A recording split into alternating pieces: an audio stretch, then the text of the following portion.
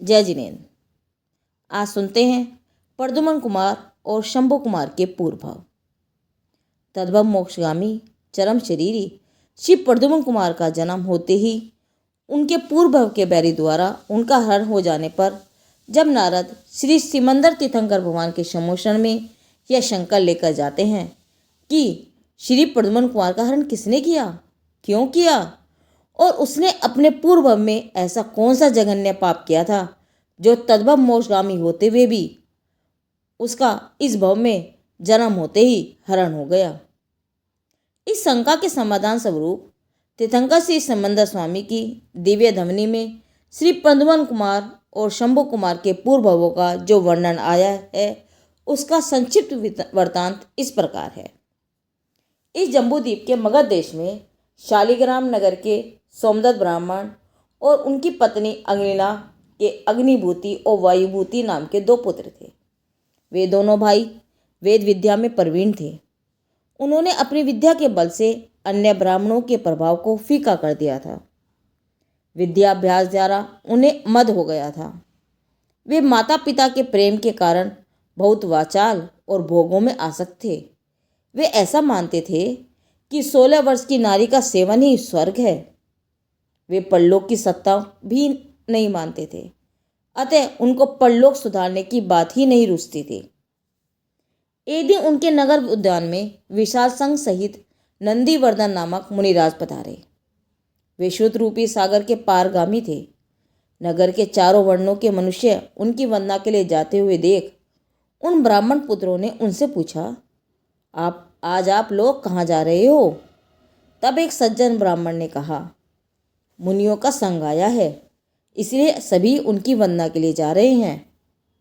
तब ब्राह्मण पुत्रों ने विचार किया, हमसे अधिक बुद्धिमान कौन हो सकता है, हम भी मुनियों का महात्म्य देखें। ऐसा विचार कर वे दोनों भाई भी अभिमान सहित मुनियों के समीप पहुंच गए। तब एक सात्विक नामक मुनि गुरु से अन्यत्र विराजमान थे। उन दोनों ब्राह्मण पुत्रों को देखकर उन मुनिराज ने विचार किया कि ये दोनों अभिमानी और क्रोधी हैं। इस कारण गुरु के पास जाकर कदाचित विवाद करेंगे, सभा में क्षोभ उत्पन्न करेंगे। गुरु की सभा सागर के समान गंभीर है और गुरु धर्म का उपदेश देते हैं, इसीलिए इन दोनों को वहाँ नहीं जाना चाहिए। इस प्रकार विचार करके जिनके अवधि ज्ञान रूपी नेत्र हैं, ऐसे सात्विक नामक मुनि ब्राह्मण पुत्रों से कहने लगे, ब्राह्मण युगल यहाँ आओ। तब दोनों भाई सात्विक मुनि के पास जाकर बैठ गए। उन्हें वाद विवाद के गर्व सहित देखकर मुनि के पास अन्य अनेक लोग आकर एकत्रित हो गए। मुनि ने विप्रों से पूछा, तुम कहाँ से आए हो? तब वे दोनों बोले, हम इसी गांव से आए हैं। तब मुनि ने कहा, यह तो मैं भी जानता हूँ कि तुम शालिग्राम के निवासी हो, परंतु हम तो यह पूछते हैं, इस संसार में ब्राह्मण करते हुए तुम किस गति से आए हो? तब विप्रपुत्र बोले, पुनर्जन्म होता है, हम यह नहीं मानते, क्योंकि पुनर्जन्म के भय से वर्तमान में प्राप्त सुखों को छोड़ना कहाँ की बुद्धिमानी है। ये सब बातें तो जगत के भोले भाले प्राणी को डराने के लिए आप जैसे धर्मधारी करते हैं। इसमें सत्यता तो किंचित भी नहीं है। हमारा पुनर्जन्म हुआ है, इसका क्या प्रमाण है? क्या आप यह सिद्ध कर सकते हैं?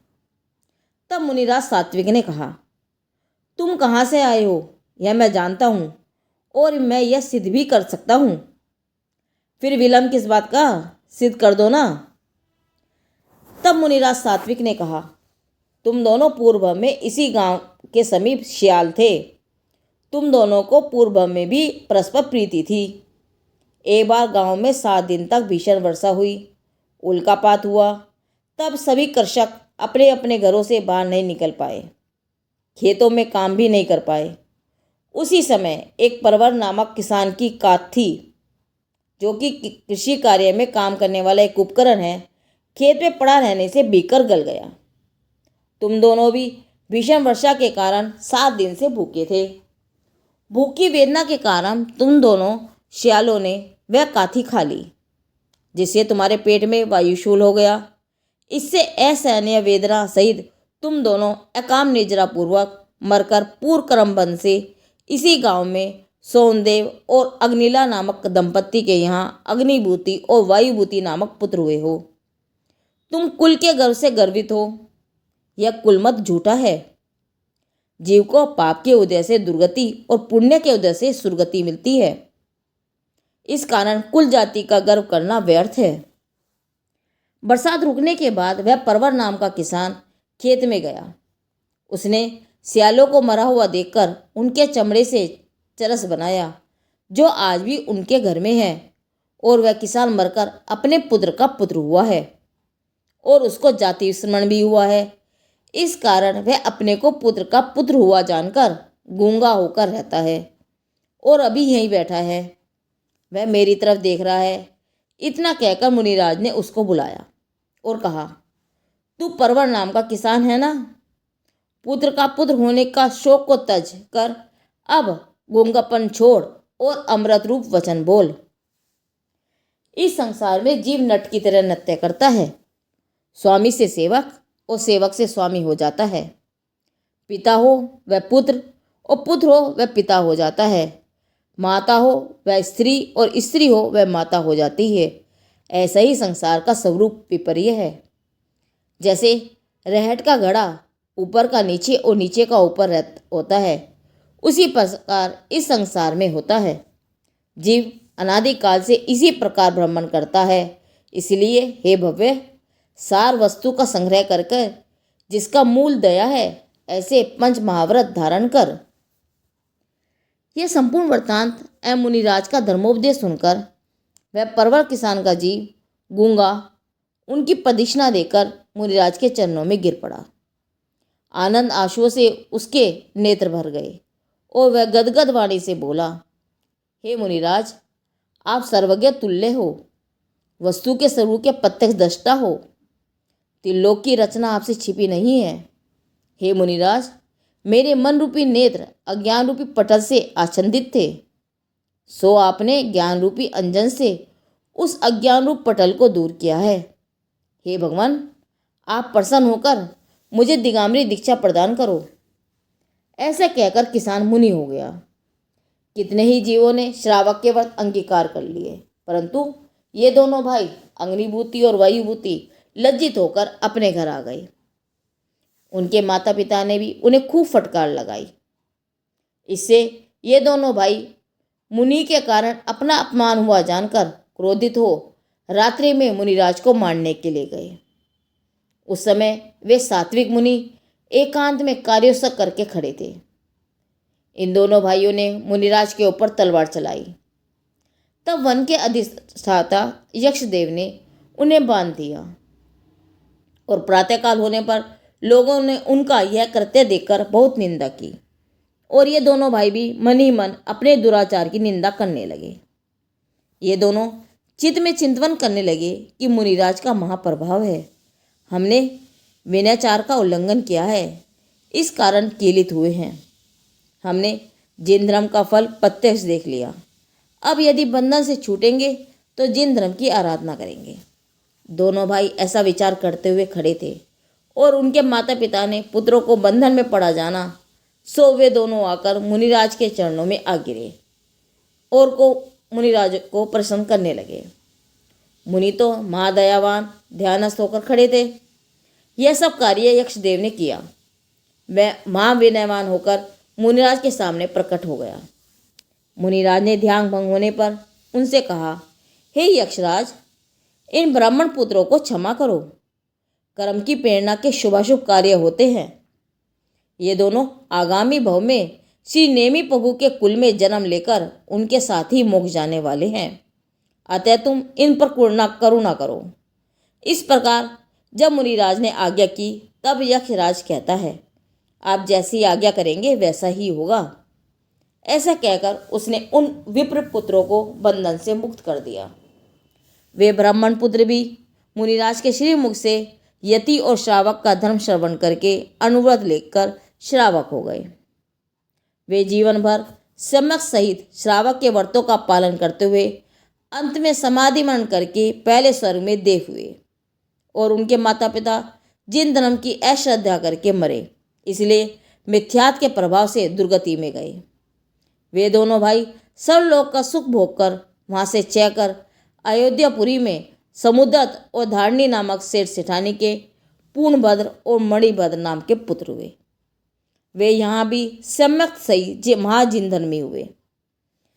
एक दिन महेंद्र सेन नामक मुनिराज के मुख से धर्म श्रवण करके उनके पिता समुद्रत मुनि हुए और साथ ही नगर के राजा व अन्य लोग भी मुनि हुए। एक बार ये पूर्णभद्र और मणिभद्र रथ में बैठकर मुनिराज के दर्शन के लिए जा रहे थे। वह मार्ग में एक चांडाल और कुत्ती को देखकर उन्हें स्नेह उत्पन्न हुआ। गुरु के समीप पहुंचकर वंदन करके पूछने लगे, हे प्रभु, हमको चांडाल और कुत्ती को देखकर स्नेह उत्पन्न होने का क्या कारण है? तब अवधि ज्ञानी मुनिराज कहते हैं, हे विप्र के भव में तुम्हारे माता पिता थे तथा अपने पूर्व पाप के उदय से नरक में गए थे। अब नरक के दुख भोगकर चांडाल और कुत्ती हुए हैं। मुनिराज के वचन सुनकर पूर्णभद्र और मणिभद्र ने उनके समीप जाकर उनके और पूर्व भव संबंधी समस्त वृत्तांत बताते हुए उन्हें धर्मोपदेश दिया और वे दोनों उपदेश सुनकर शांतचित्त हुए। चांडाल की आयु मात्र 1 माह शेष थी, अतः उसने श्रावक के व्रत ग्रहण करके चारों प्रकार के आहार का त्याग कर समाधि वर्ण किया। इस प्रकार वह देव हुआ और उस कुत्ती ने भी श्रावक के व्रत पालन कर समाधि वर्ण किया और अयोध्या के राजा के घर पुत्री हुई। उसकी यौवन अवस्था होने पर राजा ने स्वयंवर रचा। वह वरमाला हाथ में लेकर वर को नहीं रखती थी। उसी समय वह देव नंदीशा द्वीप की वंदना हेतु वहां से निकला। उसने कन्या को देखते ही उसके कान में कहा, हे अग्नि ज्वाला, तू नरक के दुख भूल गई और अब विवाह करती है? अरे तुझे धिक्कार है। देव के वचन सुनकर उस राजपुत्री ने संसार को असार जानकर सम्यक अंगीकार करके आर्यका के व्रत धारण किए और परिग्रह का त्याग किया। इस प्रकार उसने नव यौवन में ही व्रत अंगीकार कर लिए। पूर्णभद्र और मणिभद्र भाई भी श्रावक के व्रत पालन करके समाधि वर्ण करके स्वर्ग में देव हुए और स्वर्ग का सुख भोग कर वहां से च्युत होकर राजा हेमनाथ की धारावती नाम की रानी के मधु और कोटप नामक पुत्र हुए। दोनों पुत्रों के बड़े होने पर राजा हेमनाथ ने मधु को राजा और कोटप को युवराज पद देकर मुनि व्रत धारण कर लिया। जब मधु और कोटप दोनों भाई सुखपूर्वक राज्य करते थे, तब एक भीम नाम के राजा का एक क्षुद्र सामंत, जिसका एक पहाड़ पर गढ़ था, वह उस गढ़ का गर्व करके राजा मधु के राज्य में उपद्रव करने लगा। राजा मधु ने उसे वश में करने के लिए जाते समय मार्ग में वटपुर नामक नगर में पड़ाव डाला। वहां के राजा वीरसेन ने राजा मधु का अति विनयपूर्वक सम्मान किया। राजा वीरसेन की रानी चंद्राभा अति रूपवती मधुभाषिनी सुंदरी थी। वह राजा मधु के मन का हरण करती थी। यद्यपि राजा मधु की बुद्धि शास्त्रों में दृढ़ है, तो भी चंद्रभा को देखकर रागरूप हो गई। जिस प्रकार चंद्रकांत मणि की शिला दृढ़ है, तो भी चंद्रमा को देखकर नरम हो जाती है। राजा मधु मन में विचारता है, यदि मैं इस रूप सौभाग्य से युक्त होकर राज्य करूं तो राज्य सुखरूप है और इस स्त्री रत्न के बिना यह राज्य लक्ष्मी श्री विहीन है। जैसे चंद्रमा कलंकी होकर भी चांदनी से शोभा पाता है, वैसे भी मुझे पर स्त्री हरण का कलंक तो लगेगा, परंतु हरण करने का मन हुआ। राजा मधु बुद्धिमान होने पर भी हठ बुद्धि हो गया। उसके बुद्धिमान प्रधानमंत्री ने कहा, इस समय राजा भीम को वश करना है, अतः अन्य उपद्रव मत करो। यह बात राजा मधु को ठीक लगी और वह राजा भीम को वश करके अयोध्या लाया। चंद्रभा के प्रति मन आसक्त है, इसीलिए बसंत ऋतु का महोत्सव रचाया, जिसमें सभी राजाओं को आमंत्रित किया। उस महोत्सव में रानी चंद्रभा सहित राजा वीरसेन भी पधारे। महोत्सव समाप्ति पर उसने समस्त राजाओं को सपरिवार वस्त्र आभरण देकर विदा कर दिया, परंतु राजा वीरसेन को विशेष सम्मान करके अकेले ही वटपुर के लिए विदा किया और उसकी रानी चंद्रभा को यह कहकर अपने ही पास रोक लिया। अभी रानी चंद्रभा के योग्य आभूषण तैयार हो रहे हैं, सो थोड़े ही दिनों में उनके योग्य आभूषण तैयार हो जाएंगे, तब हम चंद्रभा को विदा करेंगे। राजा वीरसेन तो भोला था, अतः वह राजा मधु की इस बात का विश्वास कर अकेला ही अपने राज्य वापस चला गया। तत्पश्चात राजा मधु ने चंद्रभा को अपने घर में रखा, पटरानी का पद दिया और उसके साथ पत्नी की भांति व्यवहार करने लगा। राजा मधु के जोर और भय के कारण रानी चंद्रभा उसका विद्रोह तो न कर सकी, परंतु मन ही मन अपने पति राजा वीरसेन को याद करके कुछ काल तक तो वह बहुत दुखी रही। फिर धीरे धीरे सब कुछ सामान्य हो गया। इधर रानी चंद्रभा के वियोग रूप अग्नि से दुखी राजा वीरसेन विलाप कर करके पागल हो गया और पागल होकर चंद्रभा की रट लगाते हुए पृथ्वी पर भ्रमण करने लगा। एक बार विलाप करता हुआ घूमता घूमता वह राजा वीरसेन अयोध्या आ पहुंचा। उस समय रानी चंद्रभा अपने महल के झरोखे में बैठी थी। वह अपने पति को देखकर दयावान होते हुए राजा मधु से कहती है, हे नाथ, मेरे पूर्व के पति को देखो, वह प्रलाप करके पागल हुआ घूमता है। पर राजा मधु ने कोई प्रत्युत्तर नहीं दिया और राज न्यायालय में चला गया। उसी समय राज न्यायालय में कोतवाल एक पर स्त्री लंपट्टी को लेकर पकड़कर राजा मधु के पास लाया और कहा कि देव, यह महापापी है, इसने परस्त्री सेवन जैसा महान अपराध किया है। परस्त्री सेवन का दंड राज न्याय में हाथ पैर और सिर का छेद करना कहा है, सो राजा ने उसे यही कठोर दंड घोषित किया। तब रानी चंद्रभा ने यह सब जानते हुए भी राजा से पूछा, हे नाथ, इसने ऐसा कौन सा महाअपराध किया है जो इसे ऐसा कठोर दंड देते हो? तब राजा ने कहा, परस्त्री सेवन के समान अन्य कौन सा बड़ा पाप है? तब रानी चंद्रभा ने कहा कि इस पाप का दंड प्रजा को ही है या राजा को भी? तब राजा ने कहा कि सबके लिए एक ही दंड है। तब रानी ने हंसकर अपना मुंह नीचा कर लिया, जिसका आशय यह था, तुम भी परस्त्री रथ पापी हो। तब राजा मन ही मन इस अभिप्राय को समझकर हताश हो गया। राजा मन में विचार करता है कि रानी ने मेरे कल्याण के लिए सत्य की बात कही है। परस्त्री का हरण दुर्गति का कारण है। अतः राजा को वैराग्य उत्पन्न हो गया और रानी भी वैराग्य रूप हो गई। राजा को विरक्त जानकर रानी कहती है, हे नाथ, ऐसे अन्याय रूप भोग से क्या? यह परस्त्री का विषय किंकपाक फल के समान दुखदायी है। बाह्य में मनोज्ञ लगे और उससे क्या? भोग तो अपने ओर पर को संतापकारी ही है। समस्त विषय सास से विरुद्ध है। परस्त्री, परधन हरण, मांस भक्षण आदि तो महापाप हैं। ऐसे पापों को करने वाले नरक निगोद में जाते हैं। इस प्रकार रानी चंद्रभा ने राजा मधु को संबोधित किया। तब राजा मधु को साक्षात वैराग्य हो गया। भोग रूपी मदिरा को तजकर अति आदर से वह राजा मधु रानी चंद्रभा से कहता है, हे सत्यभाषिणी, तूने सत्य ही कहा है।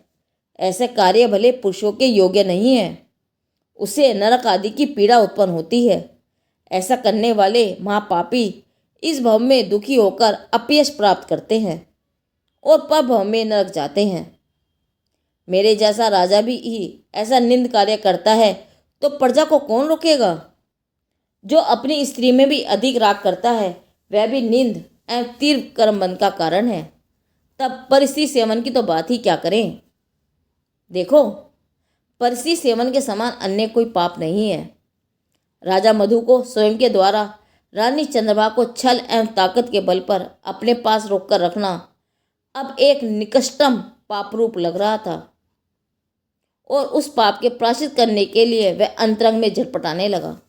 वह बारंबार विचार कर रहा था, यह मन रूपी मत हाथी को ज्ञान रूप अंकुश द्वारा रोकने पर भी यह खोटे मार्ग में जाता है। इस मनरूप मतंग को तीव्र तपरूप अंकुश द्वारा खोटे मार्ग से वापस लाकर सही मार्ग में चलाने वाले धन्य हैं। काम भोग की वासना से उन्मत्त हुए मन रूपी हाथी को तब संयम रूप दंड द्वारा जब तक वापस नहीं मोड़ा जाता तब तक उस पर चढ़ने वाले को भय ही होता है। ऐसे कहकर राजा मधु ने मन का वेग रोककर ज्ञान रूपी जल से बुद्धि को निर्मल किया। अब राजा मधु भव तप की शांति के लिए मुनि व्रत धारण करने को उद्यमी हुआ कि सोने में सुहागा की तरह उसी समय एक विमल वाहन नाम के मुनिराज अयोध्या के सहसामरत नामक वन में 1000 मुनियों सहित पधारे।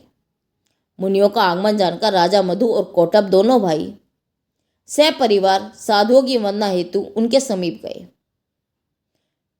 विधि पूर्वक मुनिराज की पूजा करके धर्म का श्रवण किया।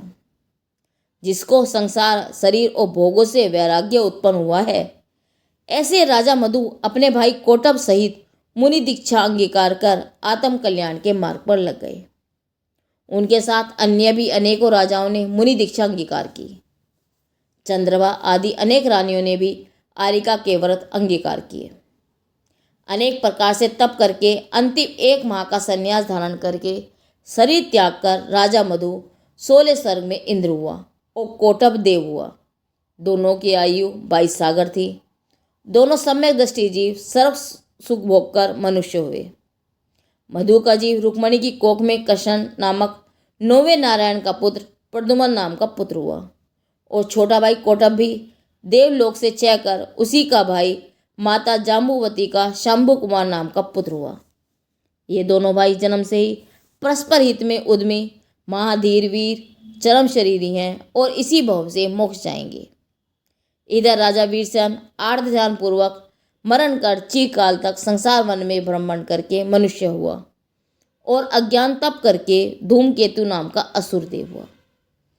उसने विभंग अवधि से पूर्व के स्त्री हरण का प्रसंग जानकर वैर भाव से बालक प्रद्युम्न कुमार का हरण किया। धिक्कार है ऐसे वैर को जो पाप को बढ़ाने वाला है। इस कथा से प्रेरणा मिलती है कि एक सियाल जैसा तुच्छ प्राणी मनुष्य होकर मुनि हिंसा करने जाता है और मुनि के प्रभाव से जैन धर्म को ग्रहण करके उन्नत कर्म से परिणामों को उज्जवल करके श्री नेमिनाथ भगवान के कुल में जन्म लेकर अनेक आश्चर्यकारी विद्याओं को साधकर उनसे भी मोह त्याग कर मुनि होकर छपक श्रेणी मानकर सब कर्मों का क्षय कर मोक्ष को जाता है। अंदर में विद्यमान शिव स्वरूप कारण परमात्मा का आश्रय कर उसकी श्रद्धा जान और लीनता के बल से मोह का सर्वथा नाश कर सिद्ध हो जाता है। प्रद्युम्न और शंभु कुमार के पूर्व का यह कथानक श्री हरिवंश पुराण पर आधारित है। जिनदेव की वाणी आगम वाणी।